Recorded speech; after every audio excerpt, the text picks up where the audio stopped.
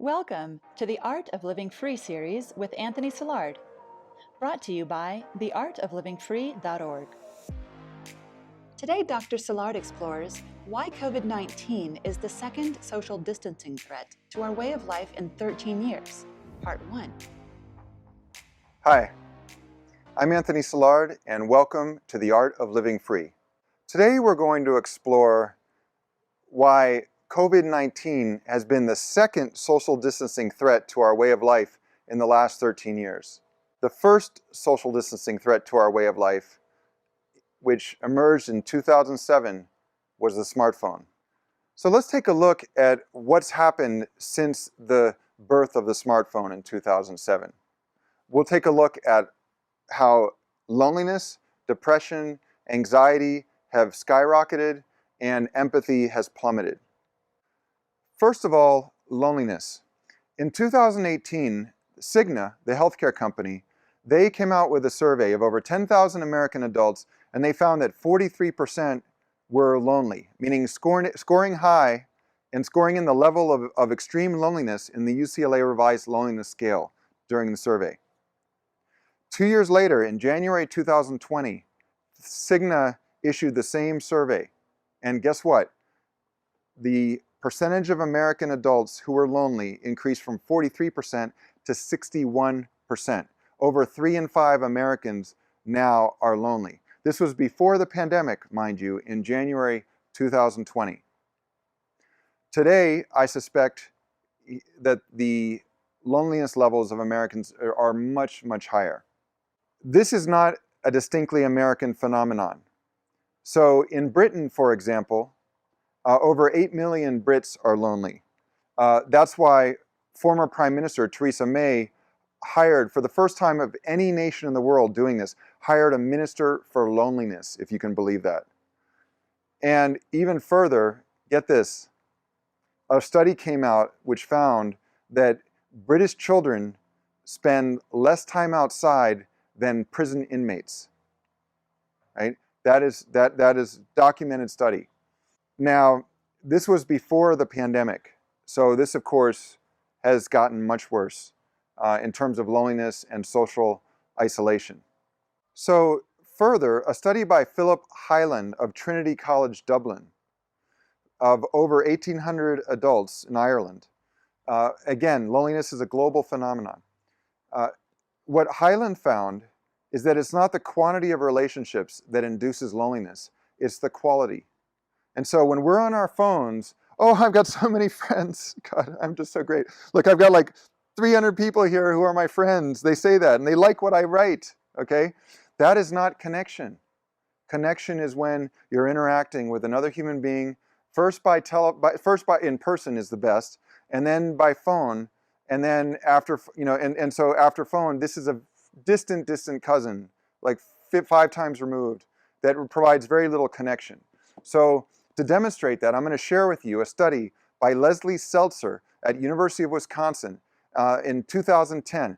Fascinating study, okay? What Seltzer and her colleagues found was, first of all, let's set up the study. It's very interesting. What they did was they took girls in middle school, like 13, 14, 15 years old, and they asked them to do math problems in front of strangers. Now, of course, for anyone, that's going to induce a lot of anxiety, right?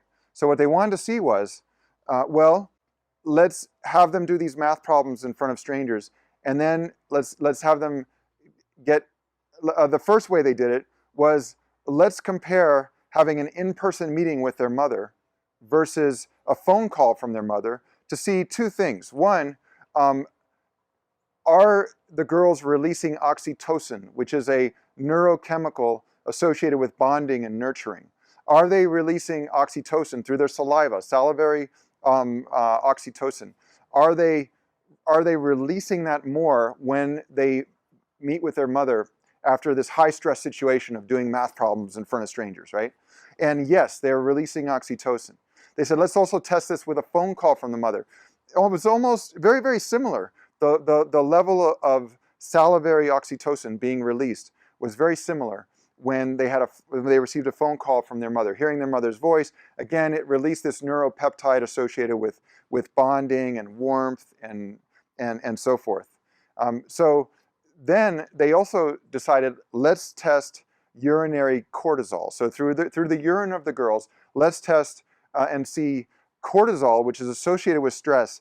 Does it decrease similarly when the girls have like an in-person pickup from their mother versus a phone call from their mother? And it was very similar. So cortisol, again, the stress-related neurochemical, reducing similarly with in-person versus phone call from their caretaker. Okay, so actually that was 2009.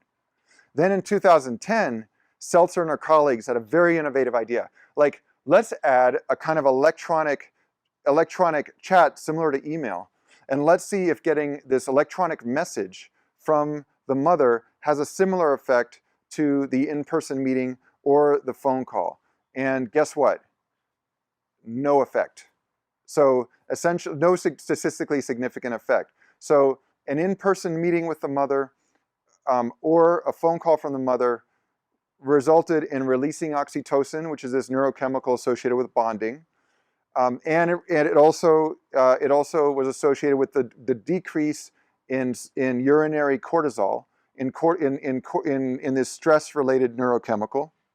So basically, they felt warmth from the mother, which reduced their stress when they saw the mother in person or they got a phone call from the mother.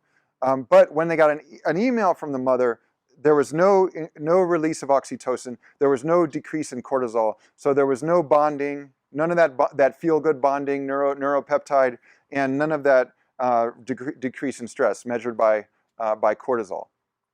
Right? So essentially, when we're trying to make a connection with someone else, these are virtually worthless pieces of glass and metal, right? They just do not accomplish that. And I would say in my book, Screened In, The Art of Living Free in the Digital Age, one of my main arguments is that this is why we've become so lonely, because we go online seeking social connection. We're seeking that release of oxytocin, which then enables the decrease in cortisol. We're seeking that connection that reduces anxiety, but we're not getting it. So we go online seeking social connection, and what do we get? We end up with social information. Well, that's different. When we get social information, oh, Janine got a promotion. And oh, look, Fred had a great vacation with his family. Like, do we feel connection with those people? No, because we're constantly evaluating them to see how we measure up. You know, so it's a constant game of self-presentation. Like, okay, who's doing best in the world? Well, it's not me because my family doesn't smile like that on its vacation. Not like the one photo on Fred's vacation out of like a week-long vacation where everyone was smiling, right? And then he makes it look like that's how his family is. No. Or, oh, Janine is so thin. Why aren't I as thin as that? That's what women often do looking at social media. What men often do is like, oh, wow, you know, John's really been working out. He looks good. And, you know, I'm like a flabby piece of, you know what, you know, and so we're constantly engaged in this game of collective self-presentation where we never win. That's why the #1 reported emotion of Facebook users is envy. So when we're seeking social connection, which we need to reduce loneliness, to reduce anxiety, we're not getting it from these things.